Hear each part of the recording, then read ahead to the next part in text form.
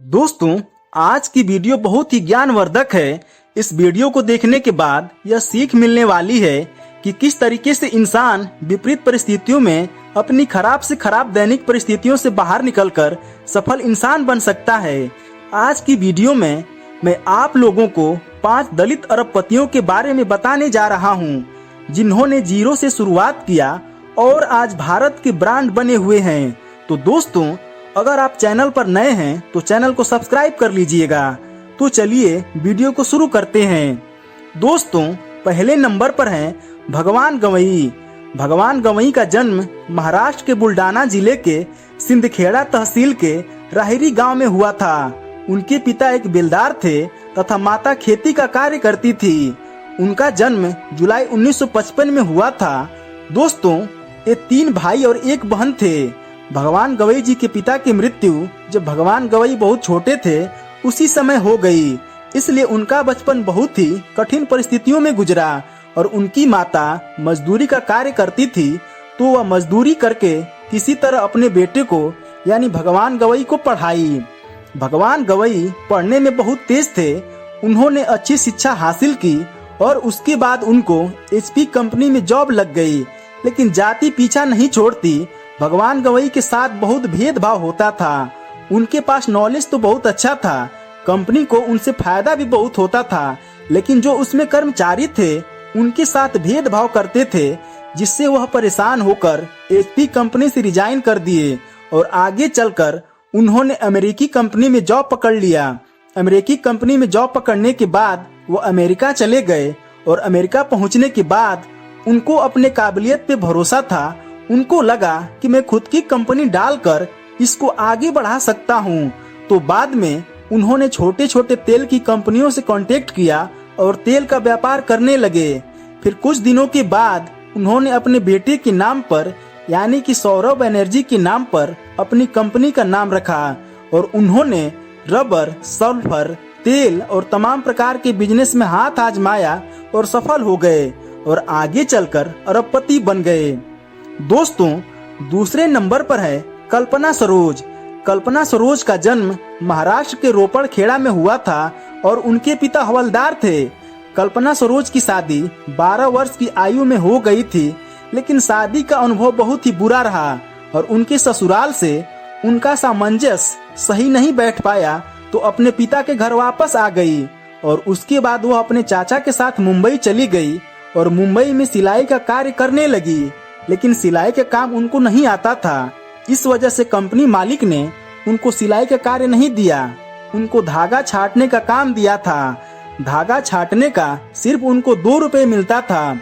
फिर धीरे धीरे उन्होंने कुछ पैसों की व्यवस्था की और घर पर ही कुछ सिलाई मशीन बैठाई और कुछ लड़कियों को रोजगार दिया और धीरे धीरे उससे उन्होंने 1 लाख रुपए इकट्ठा किया और एक विवादित जमीन खरीदी, जिसकी कीमत आगे चलकर 50 लाख रुपए हो गई और उसी विवादित जमीन पर एक बिजनेसमैन से पार्टनरशिप करके बिजनेस को आगे बढ़ाया, जिसमें से 65% कल्पना सरोज को मिलता था और उन्होंने 4 करोड़ 30 लाख रुपए इकट्ठा कर लिया।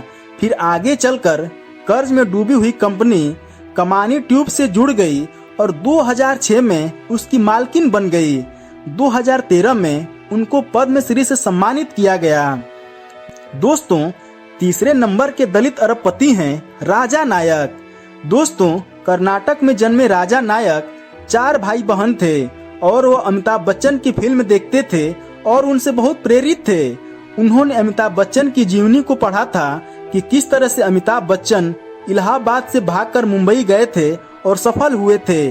उनसे प्रेरणा लेकर राजा नायक भी भागकर मुंबई चले गए और मुंबई में उन्होंने टी-शर्ट बेचा, चप्पल बेचा और कुछ ही दिनों बाद वह फिर से वापस बेंगलुरु चले आए। बेंगलुरु में जाकर उन्होंने वही काम शुरू कर दिया, चप्पल और शर्ट बेचने लगे। धीरे धीरे वह आगे बढ़ते गए और उन्होंने खुद की अपनी निजी कंपनी खड़ा कर दिया और उन्होंने अपने बिजनेस को इतना आगे बढ़ाया और आज के समय में वह दलित अरबपतियों में से एक हैं। दोस्तों, चौथे नंबर पर हैं राजेश सरैया। दोस्तों, राजेश सरैया का जन्म उत्तर प्रदेश के सीतापुर में हुआ था। उनके गांव का नाम था सरैया सैनी। राजेश सरैया जी के पिताजी नाथाराम जी चाहते थे कि हमारा बेटा बड़ा इंसान बने, इसलिए उन्होंने जिस जमाने में लोगों के उल्टे सीधे नाम रखे जाते थे, उस जमाने में उन्होंने अपने बेटे का नाम राजेश रखा था। उनकी बेहतरीन शिक्षा के लिए उनके पिताजी उनका एडमिशन देहरादून में करवाया। वहां से वह पढ़ाई करने के बाद रूस चले गए और रूस में जाकर पढ़ाई कंप्लीट करने के बाद उन्होंने एक स्टील फैक्ट्री डाली और आगे चलकर उन्होंने इस स्टील फैक्ट्री को इतना बड़ा बनाया कि कई देशों में उनका व्यापार चलता है। यूक्रेन और तमाम देशों में उनका व्यापार चलता है और वह भारत के ही नहीं बल्कि विश्व के अरबपतियों में उनकी गिनती होती है। दोस्तों, वह आज भी बाबा साहब अम्बेडकर और तथागत गौतम बुद्ध के अनुयायी हैं। उनको आज भी डॉक्टर अम्बेडकर जयंती और बुद्ध पूर्णिमा मनाते हुए देखा जाता है। दोस्तों, 5वें नंबर पर हैं सुधीर राजभर। पूरे भारत में जहां कुछ लोग जातिवादी मानसिकता के लोग हैं जो चमार शब्द को गाली के रूप में प्रयोग करते हैं, वहीं पर सुधीर राजभर ने चमार शब्द को ही ब्रांड बना दिया, जो देश और विदेश यानी भारत और विदेशों में हर जगह चमार को ब्रांड के रूप में देखा जाता है। यह कारनामा किया है सुधीर राजभर जी ने। सुधीर राजभर जी का जन्म यूपी के जौनपुर में हुआ था और वह बचपन से ही मुंबई रहने चले गए थे। लेकिन जब भी वह गांव आते थे तो लोग उनको चमार चमार कह करके चिढ़ाते थे और उनको गालियां भी देते थे, जिससे वह तंग आ गए थे और उन्होंने कसम खाया था कि मैं इस चमार शब्द को ब्रांड बना दूंगा।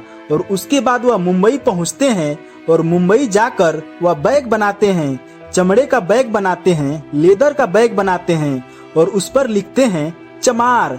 और धीरे धीरे कंपनी की शुरुआत करते हैं और उस कंपनी में दलित समाज के लोग और मुस्लिम समाज के लोग को जोड़ते हैं। चमड़े का कारोबार शुरू करते हैं और वो बेहतरीन से बेहतरीन पर्स और बेल्ट डिजाइन करने लगते हैं, जिसकी डिमांड बढ़ जाती है और भारत के साथ अन्य देशों में भी उनका बिजनेस फैल जाता है।